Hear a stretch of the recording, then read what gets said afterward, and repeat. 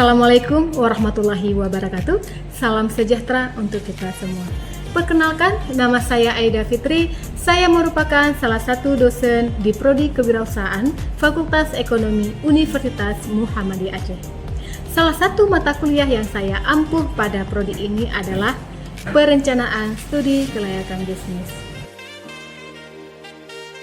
Adapun deskripsi mata kuliah ini adalah dirancang untuk memberikan pemahaman tentang bagaimana menilai kelayakan suatu bisnis yang dilakukan oleh suatu bisnis memberikan manfaat atau tidak dengan menilai berbagai aspek yang kita gunakan seperti aspek pasar dan pemasaran, aspek teknis, aspek sumber daya manusia, aspek keuangan, serta dampaknya pada lingkungan hidup.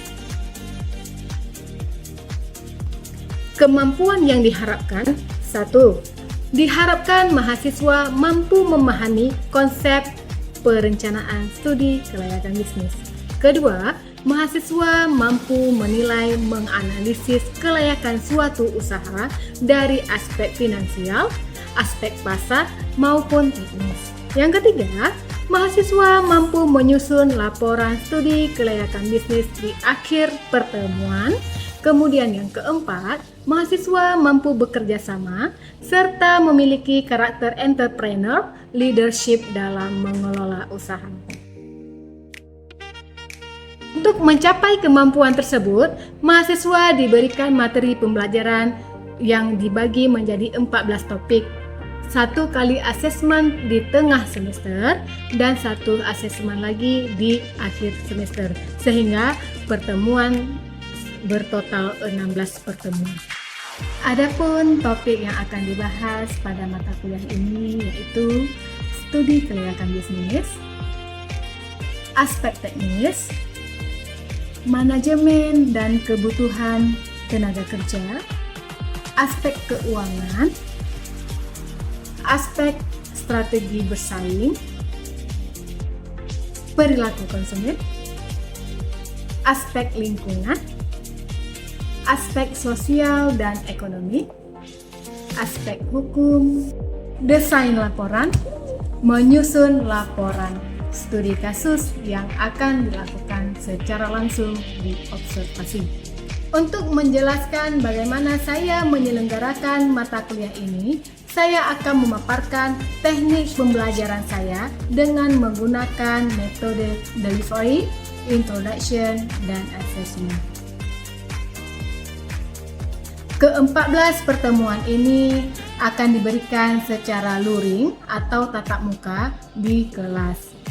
Selain itu, saya meminta mahasiswa untuk membaca textbook atau jurnal-jurnal mengenai topik yang berhubungan dengan materi. Namun, saya tidak membatasi mahasiswa untuk memperoleh informasi dari mana saja, serta boleh membawa informasi tersebut ke kelas sebagai bahan perbandingan ataupun melakukan sesi sharing di kelas. Metode pembelajaran pada mata kuliah ini yaitu yang pertama, project based learning, di mana mahasiswa langsung melakukan observasi ke usaha-usaha secara real serta membuat laporan akhir secara berkelompok. Yang kedua, penilaian berbasis kinerja atau performance based assessment. Penilaian ini tidak hanya didasarkan pada ujian tertulis, akan tetapi juga mahasiswa menganalisis serta melakukan analisa pada studi kasus yang sudah dikaji, kemudian memberikan rekomendasi. Yang ketiga, pembelajaran aktif dan interaksi. Metode pembelajaran ini digunakan untuk melibatkan diskusi secara kelompok, kemudian simulasi, kemudian mahasiswa saya mintakan untuk melakukan presentasi dari hasil laporan yang sudah mereka lakukan untuk menciptakan suasana belajar yang aktif dan interaktif. Teknik pengajaran selanjutnya yaitu introduction. Bagaimana saya membangun komunikasi dengan mahasiswa. Nah, di sini saya banyak melakukan interaksi dengan mahasiswa di kelas, Kemudian mahasiswa bisa juga menghubungi saya di luar jam kelas, baik itu melalui telepon genggam, email, atau bertemu langsung. Dan saya memperbolehkan mahasiswa saya untuk melakukan diskusi di WhatsApp group yang sudah kami sepakati untuk melakukan diskusi di luar dari ruang kelas. Jika mahasiswa saya menghubungi saya di luar jam kerja ataupun di luar jam mengajar, baik itu melalui telepon genggam ataupun email, saya akan berusaha untuk merespon yang baik. Hal ini saya lakukan untuk membangun integritas di depan mahasiswa. Komunikasi digital ini biasanya saya lakukan melalui aplikasi WhatsApp, melalui Telegram, ataupun melalui email. Pengajaran berikutnya adalah asesmen. Saya melakukan penilaian kepada mahasiswa sesuai dengan ketetapan bobot dari fakultas dan kesepakatan bersama yang tertuang dalam kontrak perkuliahan, dan tentunya sudah saya infokan di awal pertemuan, di mana bobot pertemuannya itu yaitu kehadiran 10%, tugas 30%, ujian tengah semester atau UTS 30%, dan ujian akhir semester atau UAS 30%.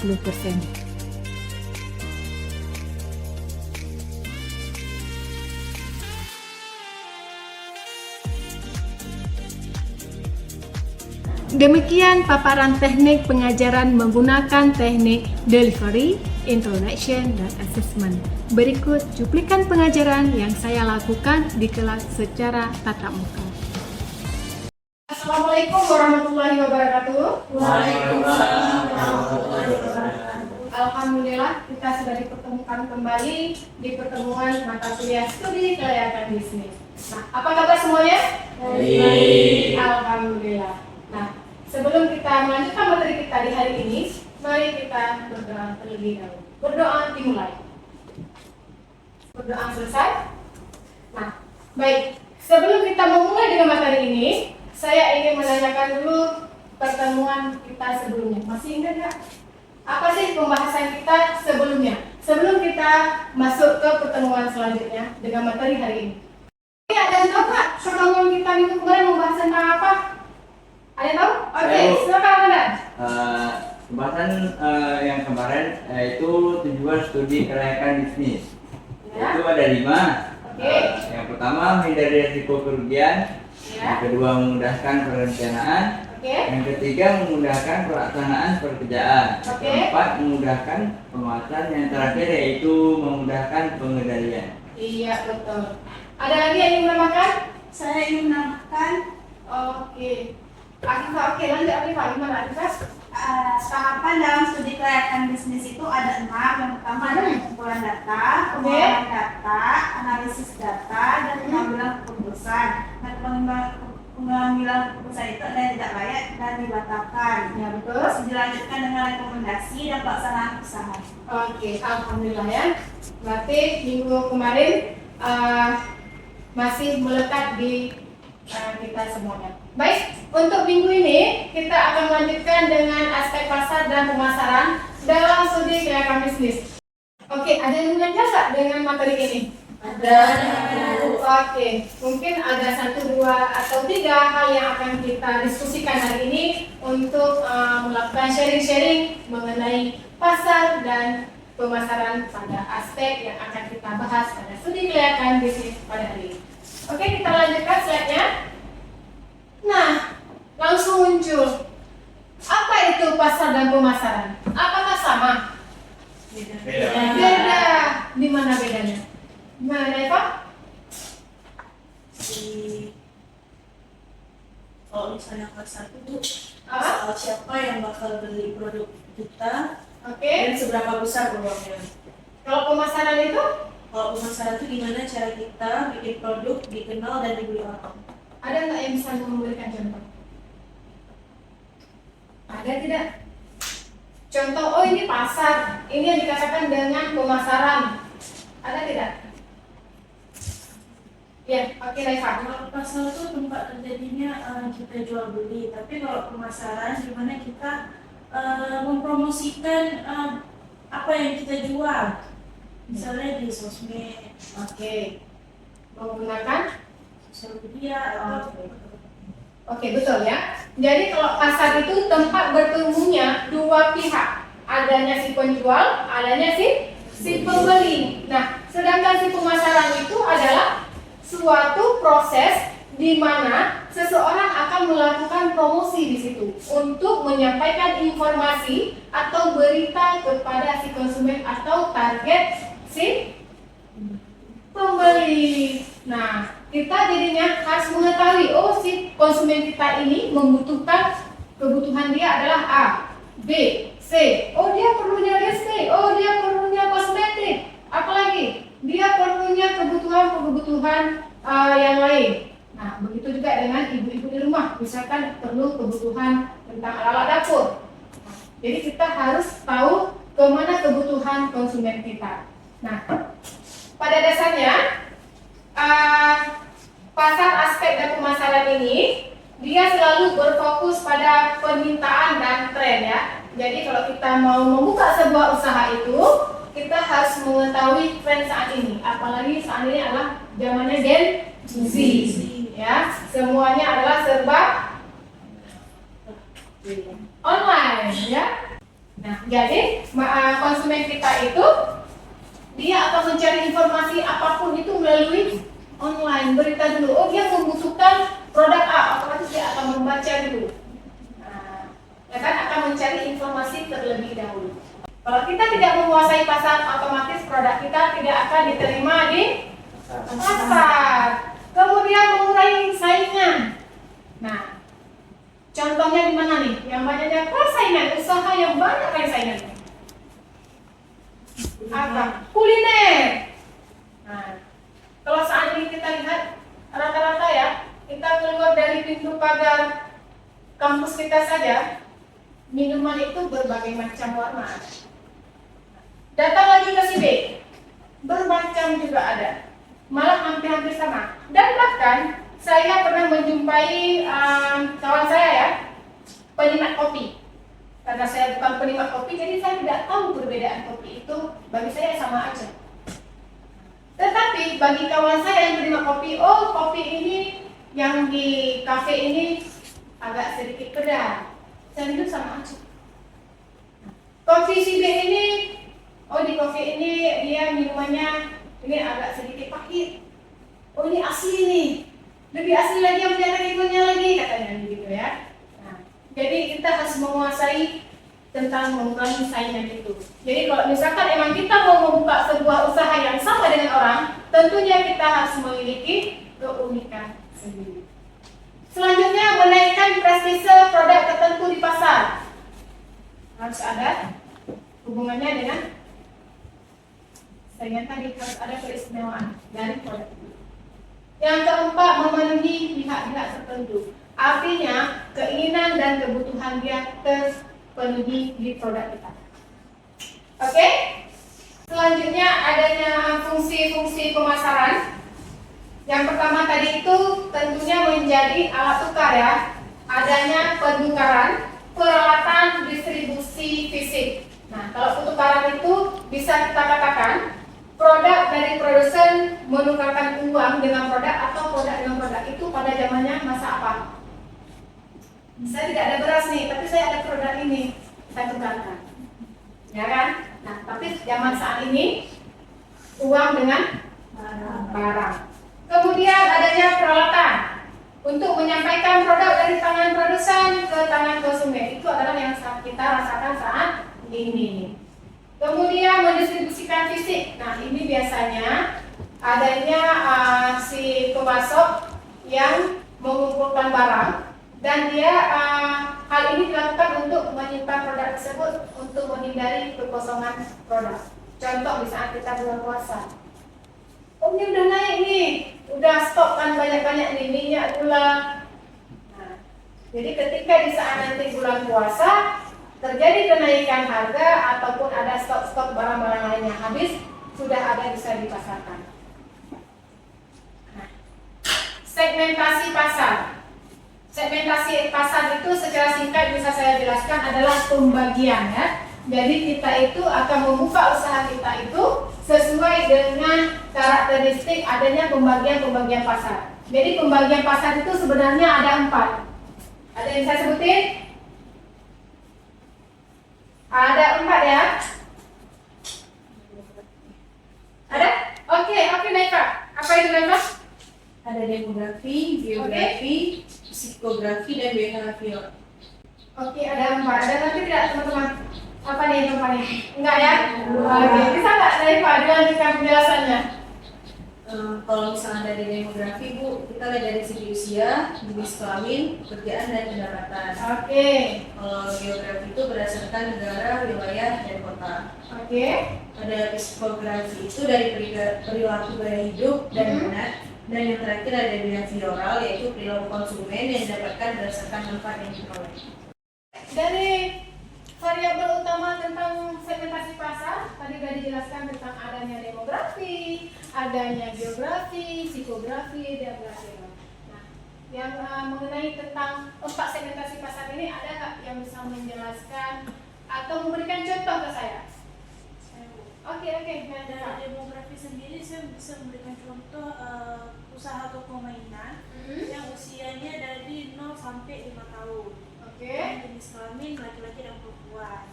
Dari geografi sendiri saya bisa menjelaskan contohnya fashion jaket tebal yang bisa diproduksi untuk Takengon dengan cuaca yang dingin. Oh, berarti jaket itu khususnya yang tebal-tebal itu maksudnya cocoknya bisa pasarkan ke Takengon ya, karena di sana memang suhunya yang sangat dingin. Kalau kita di sini kurang ya, kurang ya.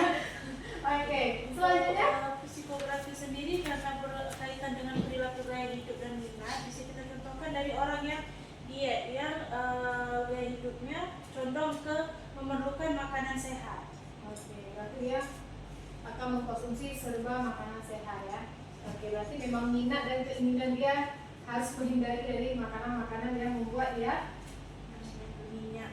iya. Oke, lanjut. Kemudian satu lagi apa contohnya? Behavioral sendiri saya bisa memberikan contoh pelanggan, misalnya kita mempunyai pelanggan setia, kita bisa memberikan diskon untuk barang yang dia belanjakan. Oke, good. Terima kasih, kita berikan aplaus. Kita lanjut lagi slide berikutnya ya. Wah, ini ternyata slide kita yang terakhir ya. Baik, kita lanjutkan saja ke sesi tanya jawab ya. Kita sharing-sharing di sini ya. Nah, ada nggak yang ingin bertanya dari semua yang sudah kita bahas dari tadi? Ada nggak masih yang mengganjal atau ya ingin kita sharing-sharing lagi di sini? Boleh, 2 pertanyaan saja. Oke, dengan Afifah dan Yesi. Oke, lanjut. Apa pertanyaannya? Saya ingin bertanya Bu, apa sih Bu peran strategi pemasaran dalam mendukung keberhasilan aspek pasar? Baik, pertanyaan yang menarik ya. Satu-satu aja dulu ya. Nanti baru kita lanjutkan dengan pertanyaan satu lagi. Apa sih Peran strategi pemasaran dalam mendukung keberhasilan aspek pasar? peran strategi yang bisa mendukung aspek pasar? Sebelum saya menjawab, ada yang ingin membantu saya menjawab? Saya Oke, Rahmat. Lanjut Rahmat. strategi pemasaran memiliki peran penting dalam memperkuat aspek pasar karena mampu meningkatkan daya saing, memperluas jangkauan, menumbuhkan permintaan serta membangun kepercayaan konsumen. Melalui pendekatan yang tepat, strategi pemasaran membantu usaha menemukan dan memenuhi kebutuhan pasar, menjaga hubungan dengan pelanggan serta mengantisipasi perubahan dalam persaingan di pasar. Oke, betul ya. Ada yang ingin menambahkan Kak? Jawaban dari Rahmat yang tadi? Tidak ada ya? Tidak ada, oke. Baik, ini saya tambahkan saja karena berhubungan dengan waktu kita yang semakin menipis ya. Dan ada satu lagi pertanyaan yang masih ada kan. Nah, jadi strategi pemasaran ini memang akan mendukung akan aspeknya pasar dan pemasaran bagi pihak pembisnis. Karena kenapa? Kita seperti yang di slide kita yang pertama itu, kita sudah membahas bahwa pemasaran ini semakin bagusnya pemasaran akan menarik minat dari si konsumen. Ini produk kita, kualitas kita ini udah bagus, udah top brand. Tetapi pemasaran kita itu tidak sampai. tidak sampai ke si konsumen, otomatis nilai jual kita itu tidak diperhitungkan. Artinya si konsumen itu tidak tahu apa sih keistimewaan produk kita, kelebihan dari produk kita dibandingkan yang lain. Bisa ya? Bisa. Oke, jangan lupa dicatat mengenai tentang strategi pemasaran kita hari ini ya. Dikarenakan kenapa? Nanti pada akhir dari perkuliahan ini, semua aspek yang kita pelajari di studi kegiatan bisnis ini, otomatis teman-teman akan melakukan observasi. Salah satunya adalah bisa kita ukur dari strategi pemasaran yang sudah dijelaskan oleh Rama. Oke, pertanyaan satu lagi. Apa sih Bu contoh sederhana dari aspek pasar dan pemasaran usaha minuman sederhana, usaha minuman terkini? Oke, usaha minuman ya. Boleh juga. Bagus ya pertanyaannya, karena kenapa? Usaha minuman saat ini sangat banyak digemari oleh yang saat ini ya. Jadi saya selalu juga melihat mahasiswa-mahasiswa saya, salah satunya juga menjual membuka usaha minuman kekinian dan omsetnya juga luar biasa ya. Oke, ada yang sama atau tidak? Saya, Bu. Oke, lanjut. Contoh sederhananya sendiri dari aspek pasarnya, biasanya minuman kekinian sendiri aspek pasarnya anak muda, pelajar dan mahasiswa yang mencari minuman unik, segar dan instagramable. Pemasarannya sendiri dilakukan melalui promosi digital atau membuat promo khusus dengan inovasi produk dan topping-topping yang unik, serta memberikan kemasan yang menarik. Oke, berarti segmentasi pasar dia itu yang dia tujukan adalah langsung ke usia ya. Nah, berarti yang usia dia pasarkan ini, berarti si mahasiswa ini mau membuka usaha dengan target pasar adalah remaja ya. Dari usia remaja dimulai dari usia berapa? 15 sampai 20-an. Oke, sampai 30-an ya. Oke, baik. Terima kasih karena berhubung dengan waktu yang tidak bisa kita lanjutkan lagi untuk mata kuliah kita di pertemuan hari ini. Tetapi tentunya teman-teman masih bisa sharing dengan saya mengenai mata kuliah hari ini di WA group kita ya. Nanti boleh juga tanyakan kembali ke situ. Oh Bu, kami lagi mendapatkan lagi di usaha ini, kami mendapatkan ini loh Bu, apa sih Bu analisis dari analisa pasar untuk usaha ini? Boleh, kita akan sharing-sharing itu juga di luar pertemuan tatap muka ini ya. Baik, terima kasih saya ucapkan kepada teman-teman telah mengikuti perkuliahan saya di hari ini. Semoga kita sehat walafiat, bisa bertemu lagi di minggu depan. Tentunya selalu saya ingatkan kepada teman-teman bahwa akhir dari perkuliahan kita ini adanya desain laporan. Ya, kita akan membuat sebuah laporan dan kita akan mengunjungi sebuah usaha, apakah itu UMKM boleh, pokoknya itu adalah sebuah usaha yang kita lakukan observasi langsung, kemudian kita akan melakukan pelaporan. Dan laporannya itu, semuanya itu akan kita ikuti sesuai dengan aspek yang telah kita pelajari. Oke, terima kasih saya ucapkan untuk semuanya. Wabillahi taufiq wal hidayah. Assalamualaikum warahmatullahi wabarakatuh. Demikianlah proses mengajar saya secara luring di ruang kelas. Saya akhiri. Wabillahi taufiq wal hidayah. Assalamualaikum warahmatullahi wabarakatuh.